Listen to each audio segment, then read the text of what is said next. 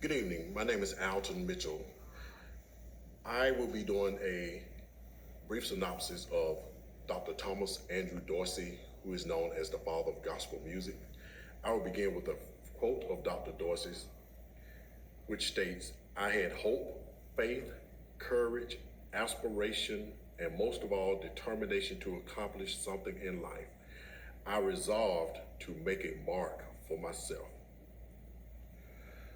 During the 1930s, Thomas Dorsey created gospel music, the African American religious music which married secular blues to a sacred text. Under the name of Georgia Tom, he performed with blues artists such as Ma Rainey and her Wildcats jazz band. He wrote over 400 compositions, but which he is known and most famous for, "Take My Hand, Precious Lord." Dorsey was the son of a Baptist preacher. His mother was a church organist, and throughout his early years, he felt torn between the sacred and the secular. At age 11, he left school to take a job at a local vaudeville theater. 6 years later, Dorsey found success almost immediately.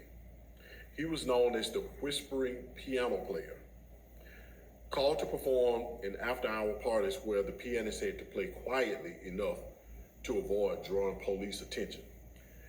At age 21, his hectic and unhealthy schedule led to a nervous breakdown. He convalesced back at home in Atlanta. There, his mother admonished him to stop playing the blues and serve the Lord. He ignored her and returned to Chicago. Playing with Ma Rainey, he married his sweetheart, Nettie Harper. In 1925, a second breakdown left Dorsey unable to play music. After his recovery 3 years later, Dorsey committed himself to composing sacred music. However, mainstream churches rejected his songs. Then, in 1932, Dorsey's life was thrown into a crisis when his wife and son died during childbirth. In his grief, he turned to the piano for comfort. The tune he wrote, "Take My Hand, Precious Lord," came, he says, direct from God. Dorsey co-founded the National Convention of Gospel Choirs and Choruses in 1933.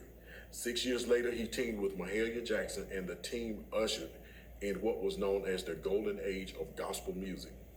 Dorsey himself became known as the father in gospel music. He died in 1993. Dorsey started gospel music in the historic Pilgrim Baptist Church in Chicago, Illinois. As I stated earlier, his music was rejected in the churches because people were saying, "We don't want that blues in our church." If it was not for Dr. Dorsey, gospel music would not be where it is today. Dr. Dorsey founded the National Convention of Gospel Choirs and Choruses, which is still in existence. And the National Convention of Gospel Choirs and Choruses gives a lot of young, new artists the opportunity to showcase their talents as well as work with other choirs and other musicians across the country.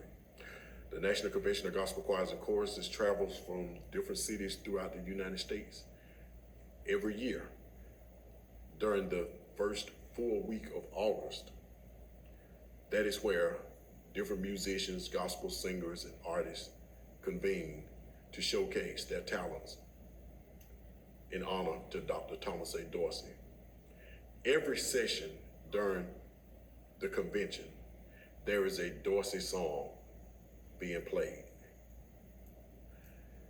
I am going to play just a little bit of two of his earlier compositions, "I'll Tell It Wherever I Go," which was composed in 1938. And I'm going to tag it with "I'll Never Turn Back," which was written in 1944. So I'm going to do these two songs as a medley.